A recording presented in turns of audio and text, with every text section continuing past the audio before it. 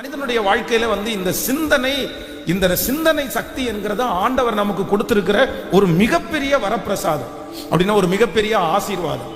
இதுதான் நம்முடைய தரிசனங்களை, எதிர்கால வாழ்க்கையை உருவாக்குற ஒரு மிகப்பெரிய ஒரு இடம் எங்க அப்படின்னா நம்முடைய மைண்ட், நம்முடைய சிந்தை.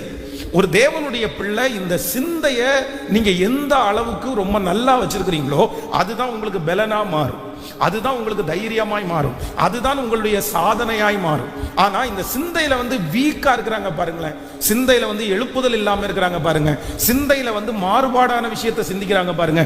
இந்த மாதிரி நபர்களால கண்டிப்பாக இந்த உலகத்துல ஒரு வெற்றியாக வாழ முடியாது. அப்ப ஆண்டவர் நம்முடைய சிந்தையை நல்லா வச்சுக்கணும் அப்படின்றத ஆண்டவர் ரொம்ப விரும்புறார், ரொம்ப எதிர்பார்க்கிறார். நம்ம நடந்து முடிஞ்சதை நம்ம ரொம்ப யோசிக்க கூடாது, இப்ப நடந்துட்டு இருக்கிறத நம்ம யோசிக்க கூடாது, இனி நடக்க போறதை நம்ம யோசிக்க வேண்டாம். இன்னைக்கு ஆண்டவர்